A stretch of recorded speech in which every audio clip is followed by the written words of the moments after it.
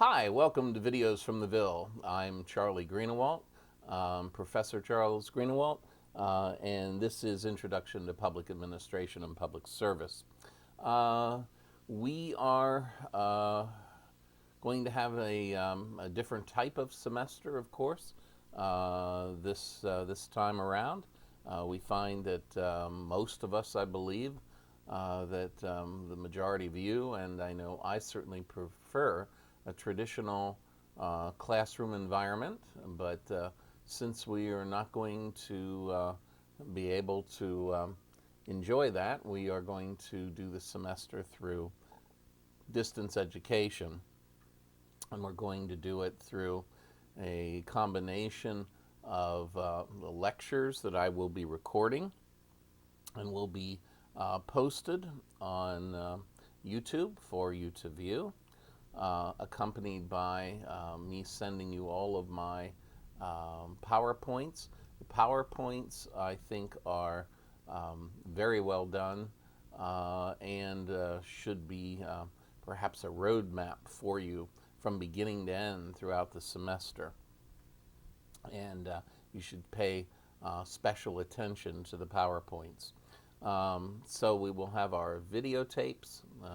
And this is the first of them in public administration. To our PowerPoints, you'll have your assigned readings in your textbook, and you'll also be assigned other videos and other readings to engage in along the way. You find that if you wish to communicate with me, there's no problem. You can email me 24/7, 7 days a week. I'll get back to you at my earliest convenience when I see your communication.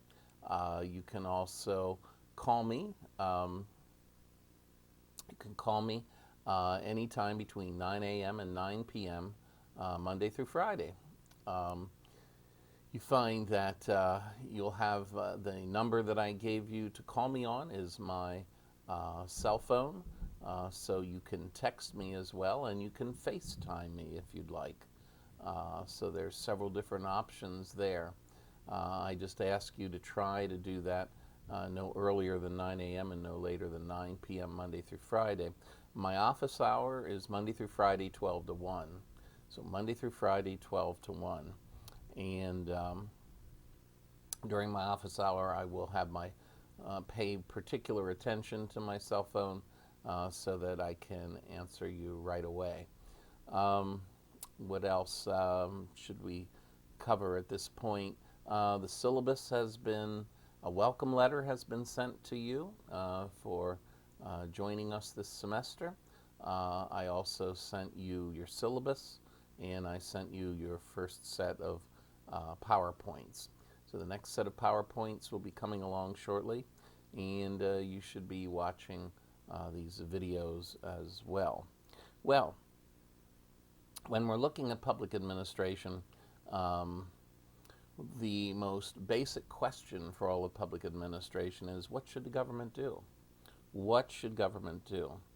And we are going to be answering this question. We're not going to let you hang, and we're going to try to answer this question through an interdisciplinary approach. And that is indeed what public administration is, an interdisciplinary study. And we wish to emphasize microeconomics. You find that generally in the public sector, decisions are made two ways. Decisions are made by intuition. How does my gut feel? Really, do we want public officials determining how to spend billions of our dollars based upon how their gut feels? Another way that public decisions are made are incrementalism. We simply take existing public policy and we tweak it a little bit, one way or the other, and hope that that'll solve the problem. Sometimes it does, sometimes it may not. What I'm going to have been doing for the last generation and will continue to do the rest of my life will be to emphasize the the utilization of microeconomics to approach public policy and to guide us through public administration and public policy.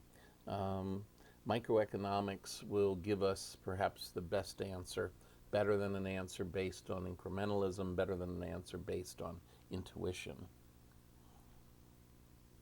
And that's why we want to learn it now. Some of you in the classroom have already had microeconomics, and this will be a review for you.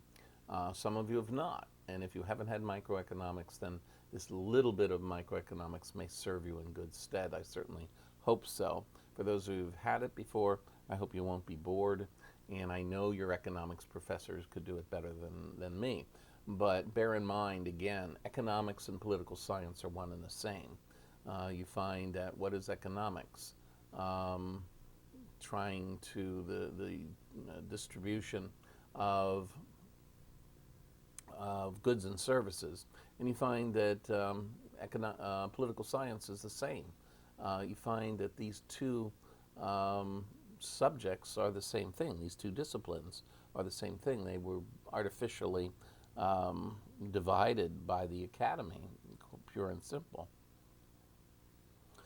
Well, let's look at microeconomics and some of the most basic principles before we go ahead. We find that, we find that the first microeconomic principle is the production possibility frontier. And the production possibility frontier is simply taking two goods or services. What you'll have on your PowerPoint is the classic production possibility frontier, or PPF. You have guns listed on one vertice and butter on the other. And what that represents is guns would be defense, spending on defense, and butter would be spending on domestic affairs. And but we can do it literally. We could do this example with guns and butter. What the production possibility frontier tries to show us is the greatest amount of production that we could have for one good or two goods if we were to employ all the capabilities that our society has at our disposal. So if every man, woman, and child, if everyone the legal age would work in a factory and make guns, we could make this many guns. If everything in society or in America was just dedicated to making guns, we could make, I'm pull a ridiculous figure out of the air, could make, a trillion M1s, for example. Or if all of our resources were devoted to butter, and everybody was engaged in butter making, then America could produce, let's say, I don't know, again, maybe 2 trillion tons of butter. No, these are ridiculous figures, but those would be if we were only devoted to one thing. But then, of course, the production possibility frontier is that arc between the two vertices, between the horizontal and the vertical vertice. And that shows us all the possibilities of guns and butter. You can have this many guns, and then you can have this much butter, or you can have that much butter and this many guns. And it shows us the trade-offs all along the way that we have between these two goods or services. You find that under the curve and over the curve, we might have positions as well. If we want to produce guns and butter at a point that's beyond the arc, beyond the curve, you'll find that what's true about that? What's true about that is it's impossible. We don't have the resources to manufacture that level of guns or butter. That exceeds our capabilities. If the point that indicates how much guns and butter we're making is beneath the curve, what does that show us? That shows us that we are not working at full capacity. That shows us that we have resources that are not employed in the manufacture of one or both of these particular items. Now, if we go along the curve itself and we take several different points and we see how many guns and how much butter can be manufactured in each instance, we'll see that if we're going to increase our butter production, we'll have to decrease our gun production. And if we're going to increase our gun production, we have to decrease our butter production. What's that called?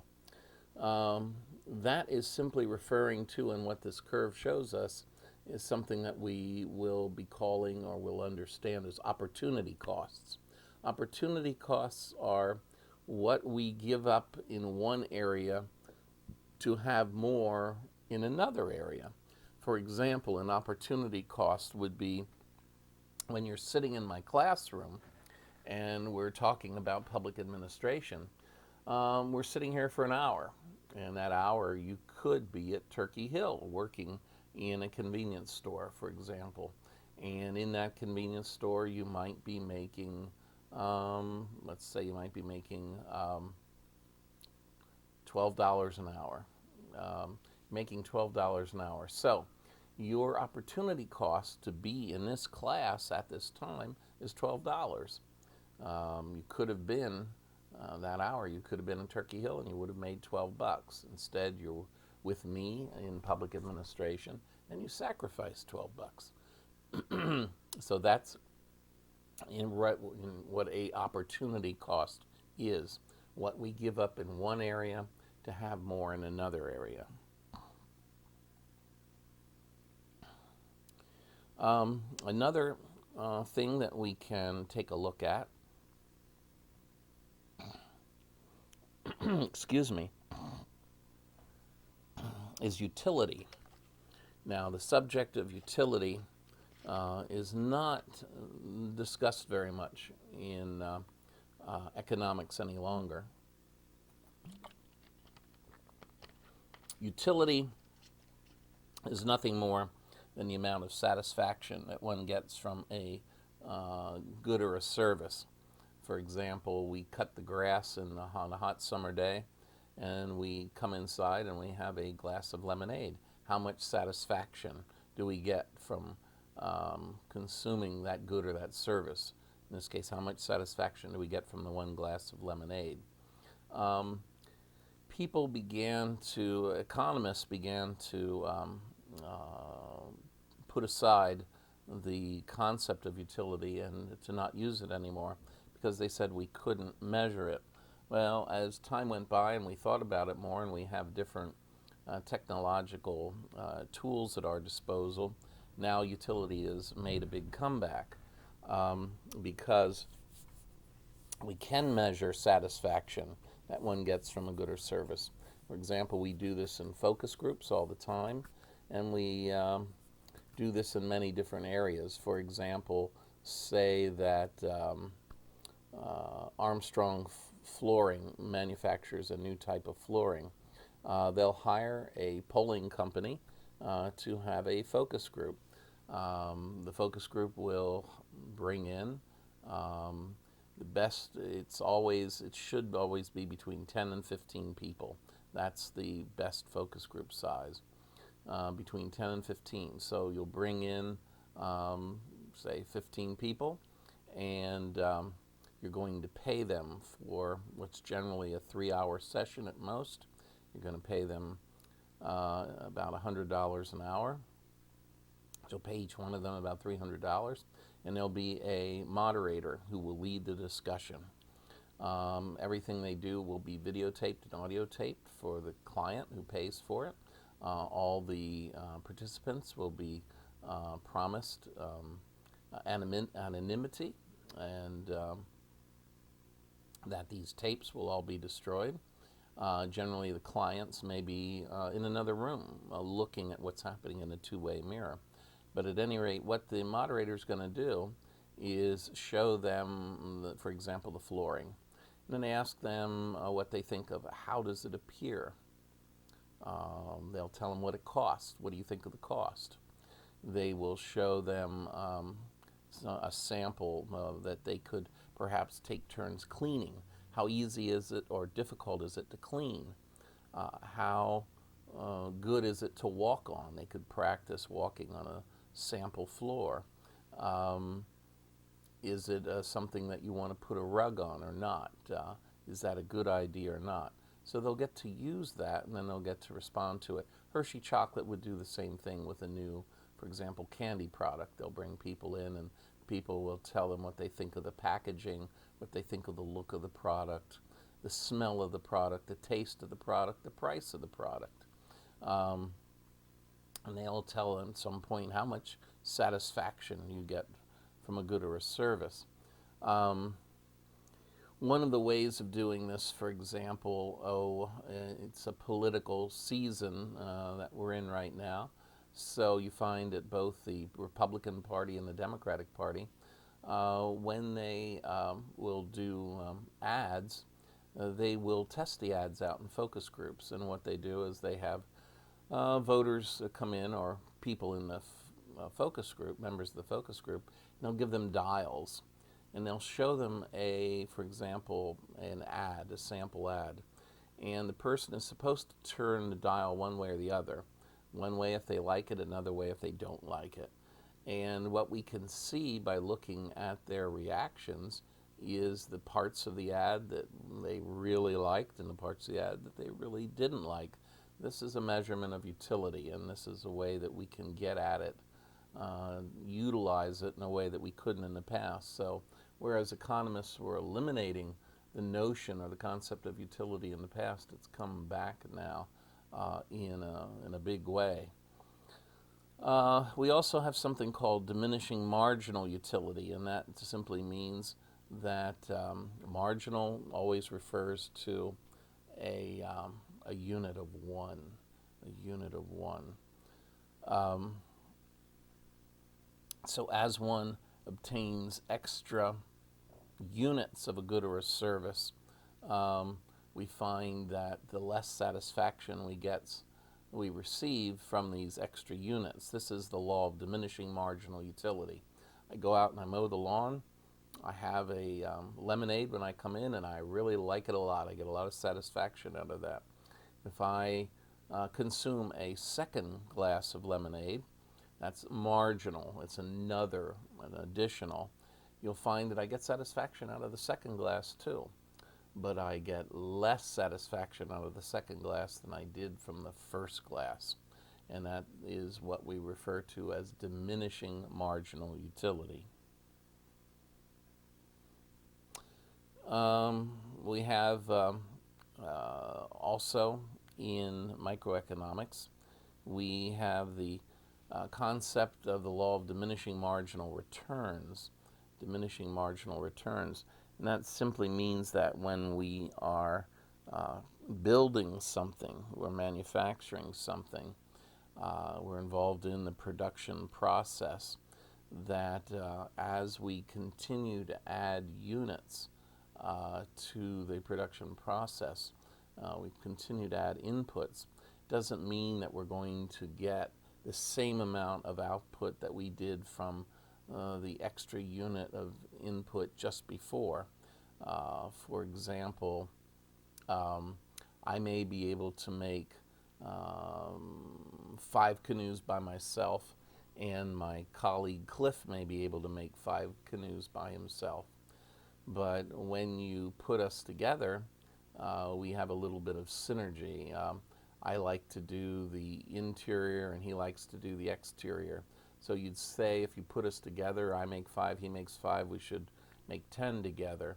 But we really make 15 together because I'm working on one part of it and he's working on another part, the parts we like the best. And we're able to do more than we ordinarily could. So That's what we have, but you'd think that as we add extra people, you'd keep on thinking that you'd get the same return time and time again. Maybe you should have another 5 and another 5 and another 5. But eventually we're going to see that we'll all get in each other's way, and won't get the same amount of return for another unit in this process, another worker, for example. So the law of diminishing marginal returns. Let's look at supply and demand. We find that in supply and demand, I want you to go and look at your PowerPoints on this. I want you to look at your PowerPoints so you can study them and look at those carefully. What's true about supply? Well, what's true about supply is that manufacturers or suppliers are willing to provide more of a good or service as the price of the good or the service increases. So that's supply. We find what are the things that influence supply? The price of the product, the change in factors, costs. The factors of production are land, labor, and capital. Capital being money, labor being humans, land being resources. And if we have a change in factor costs, a change in any one of those things, land, labor, capital, the price of the product will, if we have a change in any of those factor costs, we may not be able to supply as much. The level of technology that's used, that will influence supply, price changes in other commodities, and a change in corporate tastes. We find that General Electric used to make metal irons, and they did a great job, and they were wonderful irons, and they still made a profit. And eventually they decided that in the future people were not going to be buying metal irons, they'd be buying plastic irons because they could be made more cheaply, they could carry them about more easily because they were lighter. So they thought that the consumers would eventually move towards plastic irons. So they stopped making metal irons, even though they made a nice profit from those. Hershey Foods, Hershey Chocolate used to make a product up until the early 1970s called the Butter Chip Bar. I loved the Butter Chip Bar. It was excellent. But they felt at some point, and they made a profit on it, but they felt at some point that they needed an answer to Mars candy, that they had the Milky Way bar and the Snickers bar. And Hershey didn't feel that it had the same type of bar with that combination of ingredients.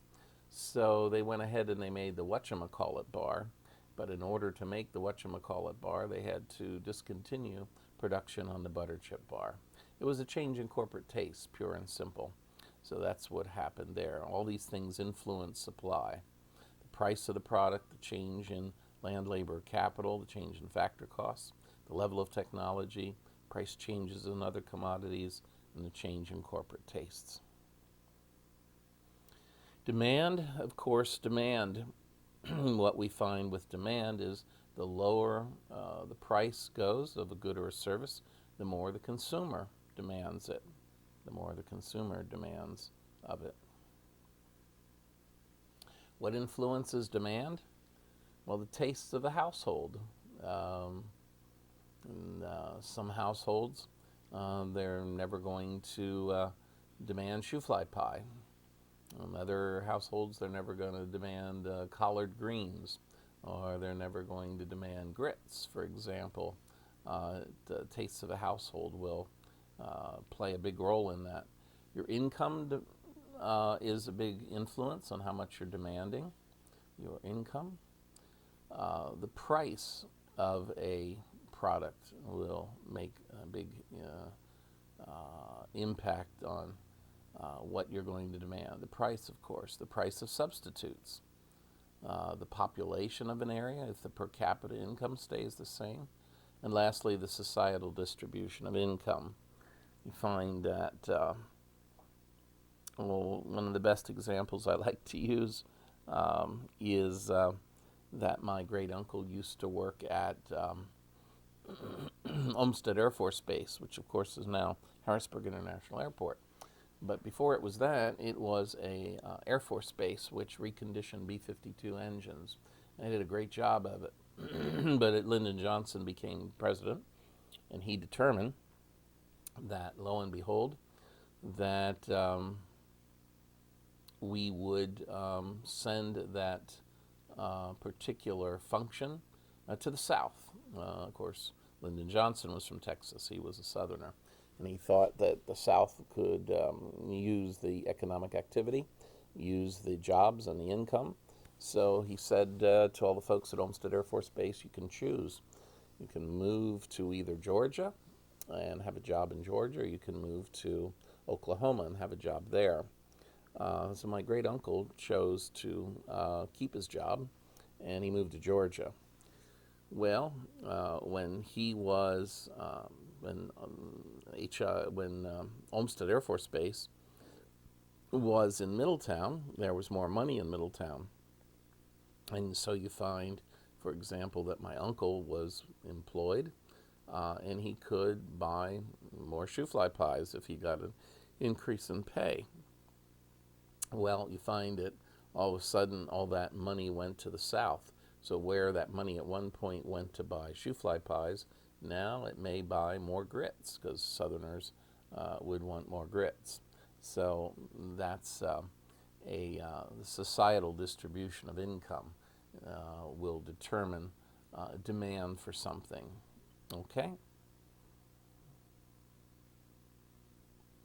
The establishment of price. Price is established by the intersection of the demand curve and the supply curve.